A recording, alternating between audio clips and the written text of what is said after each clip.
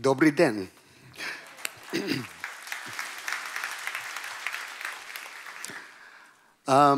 Please show me your hand if you understand my English. Cool. Please show me your hand if you do not understand my English. Gotcha. Thank you so much for the invitation to come here to Kiev. It's a wonderful city. Yesterday I visited the Maidan and saw the big sign, "Freedom is our religion."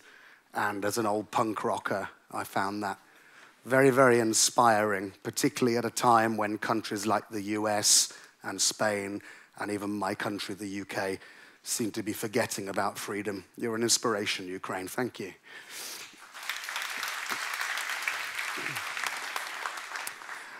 But I'm here to talk about boring stuff now. CSS in a components world. By components, I don't just mean W3C web components, I mean React components, etc. But most of us, I think, develop using components now. And I'm a consultant for Wix Engineering, helping them with web standards. Let's talk about me for a moment. I was recently voted...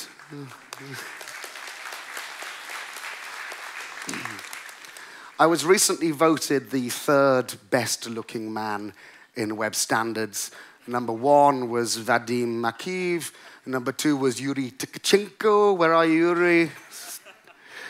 Hopefully, when I come back for You Gotta Love Front End next year, after some plastic surgery and losing some weight, I will maybe number 2 again. I've been working in front end since 2002. Yesterday, I became one of the editorial team for the HTML5 spec at W3C.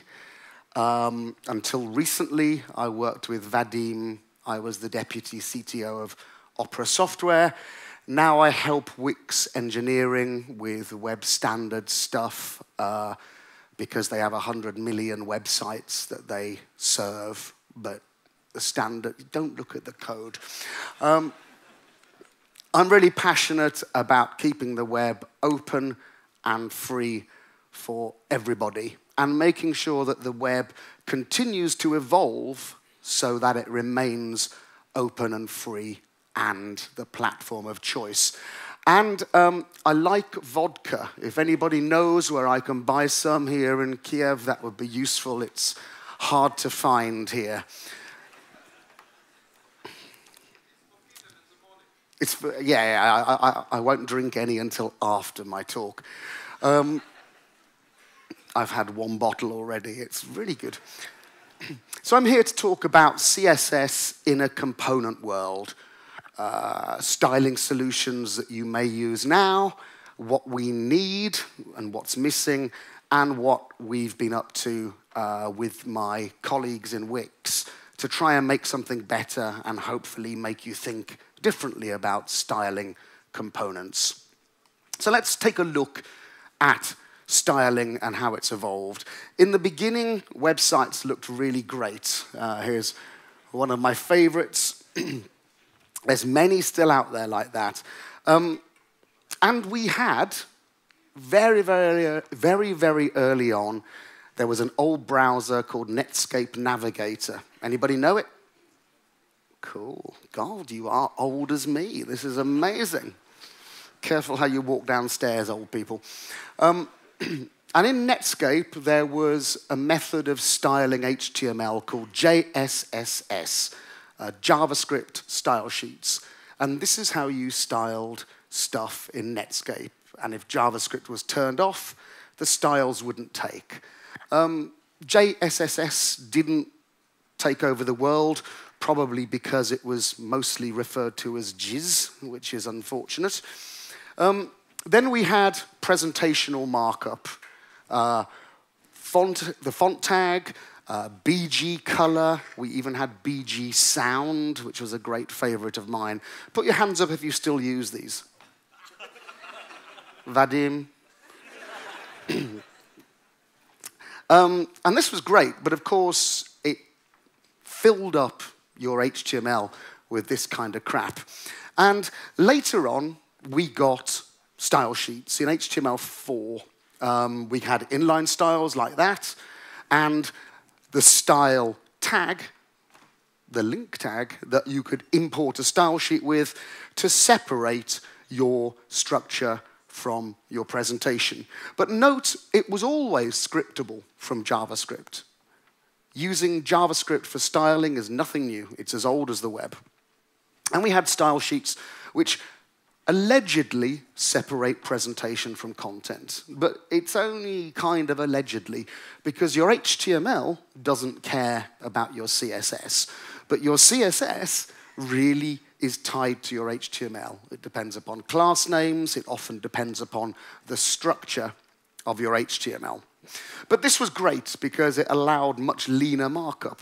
If you wanted to style every H1 blue, you wrote one declaration. You didn't have to have a font tag inside every H1. And of course, changing things was easier. You change one line in the style sheet, and the whole site changes. You don't need to do copy and paste for all those font tags. So this was cool and groovy, and I love it, and Wix loves CSS. And of course, it brings us all these things, loads of selectors, pseudo classes, pseudo elements, media queries that allow your sites to adapt to the device. And it's all lovely. But the main thing, one of the reasons that I love CSS so much, is that it's so much more than a syntax. We have IDE support, syntax highlighting, code completion, validation in our tools. I use Visual Studio, but you may use something else. I believe there are others. There's a huge community around CSS. There's loads of learning resources. There's generators. There's online materials. This thing is here to stay. I think that in 500 years' time, computers will still be able to read and render the CSS we write today. I don't intend to live for another 500 years. Look how shit I look already. But CSS is easy to write, although it's not a simple pretend language. It's a very complex and powerful language. But it's hard to manage. Everything is global, which means that if you're pulling in different components from different places, there's always the risk of styles clashing or leaking out of components and affecting the rest of your page. The order affects the cascade, which the cascade is great. A lot of people don't like it, but I think that's because they're not really fully understanding the power of CSS. There's not really any good dependency system for CSS. It depends very closely to your HTML structure.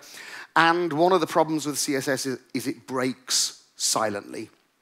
If something goes wrong, it's very hard to write tests for it. When I had a job before I worked for Opera as a front-end lead for a huge dynamic site in the legal industry, changing the CSS used to terrify me because there were 20, 30, 40,000 pages generated from the database, and something somewhere would always break, and often I didn't know for weeks until somebody found that page. So changing the CSS was a really stressful time. I used to smoke 20 cigarettes, snort a line of coke, take some heroin, cry a little bit. We've all been there, right? We always did it at midnight, so we had to FTP it and then check everything. And bad times, my friends, bad times. Anyway, enter the community. This is not a command, by the way. This is the community, as always, with front-end stuff, which is what makes our lives so great. The community got to work. They wanted more, and so we built it. We built preprocessors like less and Sass. We added build pipelines for CSS, which was super cool. Preprocessors give us things like vars, mixins, loops, CSS nesting, a proper dependency system, but they don't solve the original problem of CSS being globally scoped. So we invented something like CSS modules, which is a convention rather than a specification. To treat style as a module, it scopes the style sheet, it exports locals to JavaScript, and this is really, really cool. And then, of course, CSS in JS. We've always had this, as I told you before. But there's a surge of solutions come about. Scientific research indicates that every one of you has written your own solution for CSS in JavaScript. Each one of you has written a CSS in JS framework. And if you haven't, go and do it this afternoon during Vadim's talk. At Wix, we've been generating, well, they have, because I've only been working for them for 6 months, but they've been generating CSS from JavaScript since 2010. And that has its attendant problems. But the adoption of things like React and JSX has reignited the community's interest in CSS in JS. It's not a spec, it's a methodology, and it's not new. It gives us style sheet namespacing and ordering. It gives us a coupling of view and style, which makes it easier to work on individual components across teams, etc. It stops you having to do the crying and the heroin thing when you change some CSS, worrying that everything will break. But the big thing is being dynamic, and let me see if I can get my cursor there. Being dynamic is amazing. You know, everybody wants googly eyes following the mouse on their page. And you can't do that with CSS alone. You need to tie JavaScript with CSS. It's static. It's hard to modify in runtime. And CSS in JavaScript makes dynamic easy, but there's a cost. This is me earlier today, when housekeeping wouldn't deliver me vodka at 7 a.m. The cost of being dynamic is that you have to load a JavaScript library, which then pulls in CSS to create it at runtime. You have to modify it at runtime. This has a performance hit.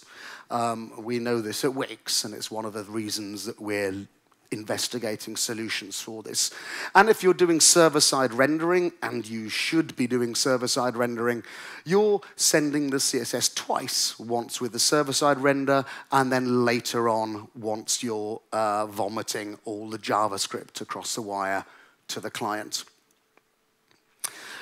The community knows this, so some of the best CSS and JS methodologies, they allow you to output to flat CSS, and the cleverer ones know which bits are dynamic, keep them in the JavaScript, but can export the other stuff into flat CSS. So the team at Wix, whom I joined, they were mentally making a shopping list of things they wanted from a solution to do styling dynamically that works with components, so is namespaced and won't leak, but also keeps the power of CSS. So they wanted modular, they wanted dynamic, they wanted performant, so very little runtime hit, everything happening at build time, if possible. They wanted all the capabilities that CSS gives us. They wanted the tooling, so they wanted CSS, real CSS, so that all the syntax highlighters, all the validators, all the code hinting that we know and love would still work. They also wanted, excuse me, to be able to customize modules easily from the outside. Take in a component, apply some styling to it easily from the outside without breaking stuff. So, what did we do? Well, first of all, we looked at the ways that we style HTML at the moment. There's many different ways, as you know, to style any individual HTML document. One of the things we do, of course, is you target the element that you want to change. So here, for example, we have 3 nested divs that is a gallery, and inside the gallery there's a navigation button, and inside the navigation button there's an icon. If you can, make your buttons using the button element. It's much better. But in the real world, sometimes we have div soup like this, and we have to deal with it. Now, if you want to style that inner icon, you probably have a class, a CSS class like this. But the trouble is that you might have a conflict. There might be something else in your system with a class of icon. So then you go and you make your CSS more specific. But that might clash as well, because somewhere else you might have a nav button doing something else. So you make your CSS more specific again. All of this is trying to target just one thing, but in order to target that thing and that thing only, you're adding lots of stuff which is basically implementation detail, just to get as specific as you possibly can. And then what happens if somebody rewrites it using HTML5 semantics rather than divs? Your styling may very well break. So you might use something called BEM. Have you heard of BEM? It stands for Bruce Excellent Man. Let nobody tell you otherwise. Some people think it stands for block, element, and modifier. They're wrong. It's a really great convention, but it requires that all of your team know and follow this convention. I can see, looking at your faces, that you're all incredibly professional and never break the rules or take shortcuts. But those other guys in your office, those losers, they sometimes do. Am I right? So you can use the BEM convention and style that way. You can use BEM for components, and it really works well. But what we did in Wix is we were thinking, what actually is relevant? Why don't we just look at those and try to avoid thinking about implementation details? Therefore, if we change the markup, it will still work. And also, we wanted to target state. So imagine that you have your gallery with your navigation button, and what you want to do is hide the navigation while the gallery is loading. So a nice way to do that is use a CSS class of loading, or you might use a data attribute, or you might use a BEM modifier. All of these are completely valid, but they are implementation details. By focusing on what's relevant, it's a gallery, it's loading, and there's a nav button, we can lose worrying about implementation details by hiding the internals. There's a native syntax in CSS that you all know that will accomplish this. We have pseudo elements like before and selection, and we have pseudo classes like hover and focus. So what we wanted to do was extend CSS, but keep it compatible with the syntax so that we can always use co-completion, highlighting, etc. And use an abstraction like this. If it's a gallery, and it's in the state of loading, and inside that there's a nav button, hide it. So we started thinking about an interface into style sheets, a typed CSS, if you like. That interface allows us to describe the relations and definitions of inner parts and state, but without worrying about the implementation details of the markup around it. And this is starting to sound like a type system. So then we thought, type CSS, why the hell not? If it's a CSS superset with syntax describing internal parts and states, that would be useful. We can export them for reuse. Because it's typed, we can do static analysis that recognizes syntax and provide IDE and build support. We can have co-completion, validation, highlighting. In the build pipeline, we can identify CSS rules that are not used and take them out. We call this rule set shaking, very much like tree shaking. And, well, let me show you the project that we came up with. It's called Stylable, and it's CSS for components. And it's open source licensed. It's not yet finished, but if you fancy looking at it and telling us what you think, that would be groovy. It's a CSS preprocessor for styling components with type CSS. It's the result of a multiple years worth of proof of concepts to make the Wix sites that people make on the Wix platform and Wix hosts more performant and easier for people to use and easier for us to maintain inside the company. You can imagine with 100 million sites, there are significant numbers, almost infinite combinations of different components used together that we need to isolate and control. We've added or extended some features of CSS while keeping a CSS-compatible syntax. And the things that we've added, I've discussed with members of the CSS working group to make sure that they do not go against the spirit of CSS. So here's our gallery. How do we make the gallery into a gallery component? So I have a page.st for stylable.css. And I say import it from the gallery style sheet. The default name is gallery, and the gallery class extends that gallery component. And that's it.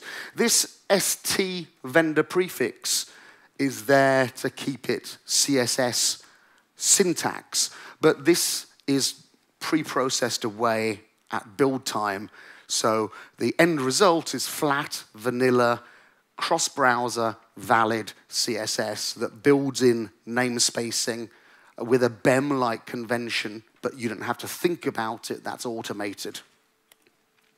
And as well as being able to use these ST stylable directives, you can use any normal CSS that you want, just as you would with a vanilla CSS file. And then I'm just saying the gallery, if it's loading, the nav button should be hidden. And how does that look? Defining the gallery internals, we say loading. The root class is a reserved word in Stylable, and that is how you set states and internals. So I'm saying here that the gallery component can have the states of loading and empty. I'm not setting the state, I'm just giving Stylable a list of possible states that it can have, and therefore it can offer us code completion, hinting, etc. The nav button, I'm saying extends an icon button. And that is the essence of Stylable. We've made this work, and I'm going to show you a live demo if the demo gods are with me. A quick recap. At the moment, we enforce the st.css file name suffix. That may change. It's a CSS-compatible syntax, so that all the code completions and all the validators and everything that you use now will continue to work, giving you that developer experience and all the shortcuts and the hinting that we like. You can import CSS, excuse me, and JavaScript into the style sheets. You can extend another style sheet with Stylable Extend, and we have pseudo selectors to identify states and inner elements without caring about the implementation details around them. Therefore, you can change the markup without having to change the CSS. At the moment, the state of it so far, it's working, it runs, you can grab it now. This presentation is using Stylable. We have pseudo elements and classes, we have imports, we have mix-ins, which I don't have time to tell you about because I have 6 minutes left. We have theming. There's a VS Code extension that allows you to have completion, hinting, etc. And there's integrations with React and Webpack. Up ahead, we're building pseudo classes with parameters, like in normal CSS, you can say nth child, and then choose the third or the fourth. It's useful to be able to have pseudo classes with parameters, and that's coming up very soon. Formatters, these are available in other frameworks, and we want to be compatible with those. So you can say, this should be a darker shade of red, and it will know what you mean. Declaration interfaces so that you can publish components and allow people to change colors, etc., but won't allow people to change stuff like positioning, how things are laid out, if you want to do that for your team. Web components, W3C web components, are looking at something similar. There's been multiple specifications, and some of those have been taken off the table. There was one recently at the CSS working group, I believe in January, maybe, for some things called part and theme to allow you to style inside a W3C web component from outside. It's a promising spec. At the Polymer Summit, it was said this would probably come on stream in 2 years' time. If and when it does, Stylable will be compatible with it. We've built it so that it will be future compatible. Also, Houdini, I believe, do you know about the Houdini specs? Houdini is a way of opening up how browsers deal with CSS to JavaScript to allow you to extend and refine CSS. We're following that very closely, and as appropriate, we will take things from Houdini and offer stuff back to Houdini. And we're looking at more integrations. In Wix, we use React with Stylable, but it's not tied to React. We will integrate it with other frameworks. And it's a type system. So that allows us to do other cool things. Do you know TypeScript? Now, TypeScript is a superset of JavaScript that's strongly typed, which allows completion, validation, etc. And the TypeScript community maintains something called definitely typed. And definitely typed offers a type system on top of non-TypeScript JavaScript projects. So you can use them in your TypeScript project with all the great developer experience that allows, and everything just works. So we've been looking at definitely styled, and this puts a stylable interface on top of non-stylable projects to allow us to get the advantages of Stylable with third-party components, etc. Live demo time. This presentation is in Reveal.js. Personally, if you want a presentation framework, you should use Shower, which you may have heard of. The best-looking man in web standards was behind it. But we deliberately chose Reveal because it's quite nasty, and I wanted to show you how we can make it tameable and nicer using Stylable. So what we did, we wrote an interface on top of Reveal.js. We import it from the style sheet, and we give it the name of Reveal. And then when I want to style stuff, I just say Reveal. VS Code now knows about all the internal parts that I've defined using Stylable. So if I want to change those blue buttons, the star-like thing on the top right, I can easily do that. Just say navigate button, color gold, and it turns gold live in this demo. This is much easier than trying to understand the internals of Reveal.js, which is, frankly, quite frightening. Then I can say the progress at the bottom. You can see this thin blue line here. Suppose I want to make it more visible. Again, because I've got a type system, I now get all the code hinting in VS Code. So I say the progress is now 20 pixels and the background red. And there you see it. Because I'm nearly finished, you'll be glad to hear, there's not much time left. But if I want to, I can say the progress bar as the background green, and now it does. Writing this means you do not need to know the internal structure of this project, whether it be a component that somebody else in your team or somebody else outside your team has written. You don't need to know the way it works. You just need to know what has been defined, as those custom pseudo elements, and then you can style them. So I want to say thank you for listening, because this iPad is flashing red at me, which means presumably somebody's going to come and kill me. And that's okay. What better place to die than Kiev?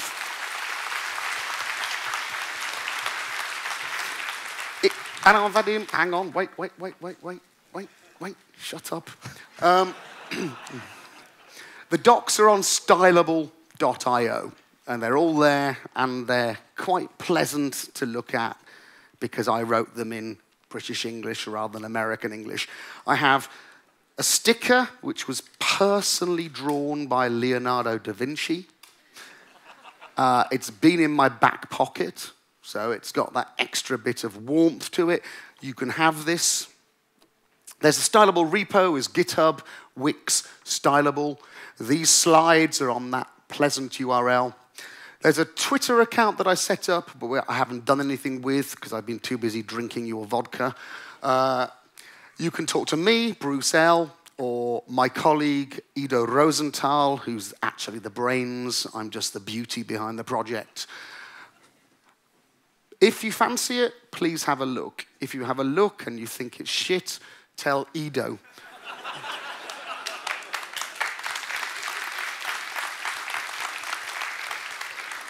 If you have a look and you think it's fucking great, tell me. Tell your friends, tell your mum, tell your dad, tell your boss, tell everybody. I've gone over time. Thank you very much. Спасибо, до свидания.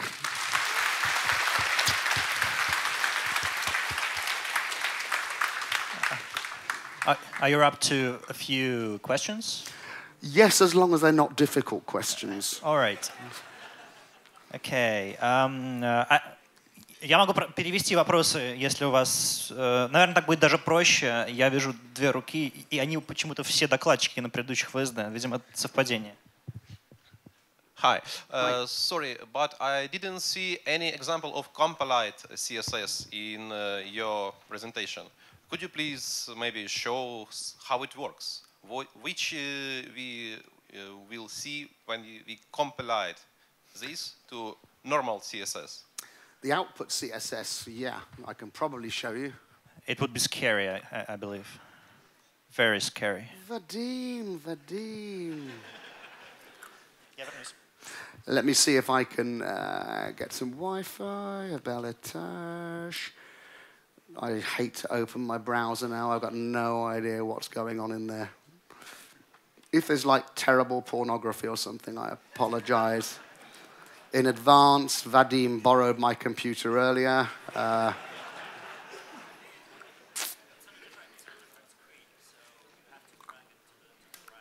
will let you do that when I find it.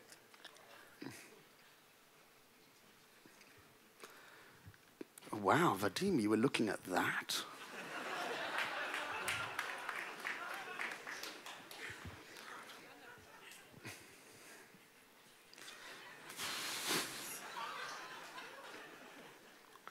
Gosh.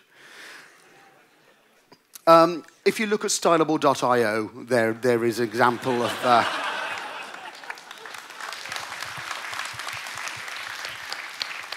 I really can't show my computer screen. Stop it. I'm going to tell your mum. Is there another question? Yeah. Thank you, Bruce. And I want to ask you about, for example, I have a single-page application with web components, and I need to theme my app. And I have a question how to disable any imported or connected CSS styles. A few years ago, I learned that I can use disable attribute on link tag. What other example do you know? Maybe some interface for that. To disable all imported styles? Maybe for part of it. I don't know. Let me think. Okay. That's not really a stylable question, is it? That's a general CSS question. Yep. Okay, ask me something I can answer. He told you, he's just a beauty. Thank you for our great performance, I think. I have a question. Is the Stylable based on some tool like Webpack? Can you import it to your process of development or post CSS, something like that? Because as I understand, it's the result is just a CSS. Yep. So how it could be connected with the different tools that you use for CSS? At the moment, we have integrations with Webpack and React. We're writing further integrations at the moment. But basically, you grab the repo, npm install, and then you're good to go. And it will just, at build time, it will just produce flat, valid CSS that is not ugly, Vadim. It's beautiful. Did that answer your question? Yeah, thank you. Okay, there's another speaker up, and she is going to be great, better than me. Thank you so much for listening. I really appreciate it.